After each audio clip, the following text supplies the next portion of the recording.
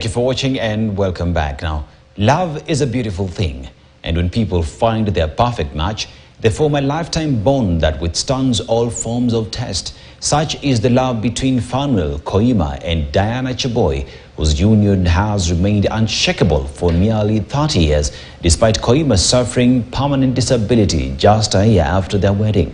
Despite her husband being bed rest for most part of their marriage, Diana has stood by him against the expectations of many and has now put their love story in a book to inspire others.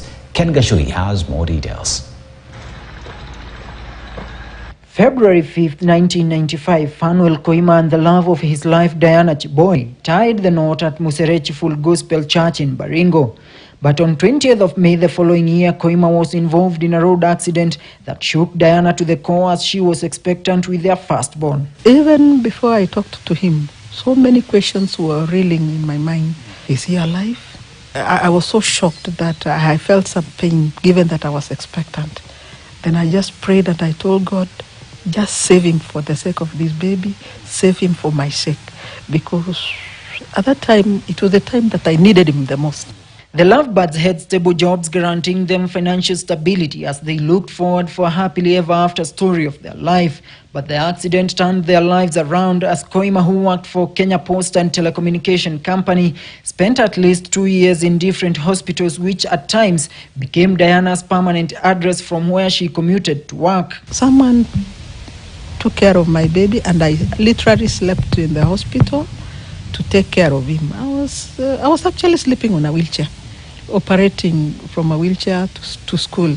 2000 nilirudi kazini, so nikatumia wheelchair tu kazini kwa sababu kazi sio ya maintenance tena ya kupanda nguzo kufanya nini. Sasa nikiwa ofisini nilikuwa natumia wheelchair. 2007 nika retire.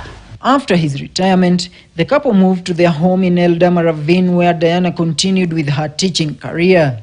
She says life has not been easy as she has to do everything for her husband, whose 27-year-old spinal injury has in the last 10 years confined him to his bed. In the morning, we take a bath. I've got to change all his beddings, clean him up, and so that at least he's clean for the whole day. He has to be served in bed. He has to be tagged on a 3-hourly basis at night.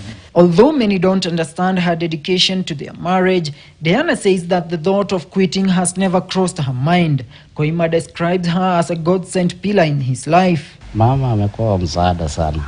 Sababu kama si mama, unajua hiyo sasa ni kama karibu miaka 27, 28. Some people had even told me to quit, but I said in my heart, no. This is a vow. I made up my mind that I would serve this man. I'm married, and I should serve him in a godly way. I should even give God the glory, because suppose it was me. Yeah, we do to other people what you would want them to do to you. Despite the challenges, the couple says they have never let the spark of love in their hearts for each other to die out. God completes us. So, and I like him. He calms me. He talks to me and he gives me that reassurance that all is all right. All is all right. So even when I have a problem, imagine I run to him. Things work smoothly, but I've had to be extra patient. I've had to be more resilient. I've had to be more understanding. Yeah. And to people out there, I think it is good to be patient in marriage. It's good to love your husband. It's good to be honest to your husband. It's good to be faithful also.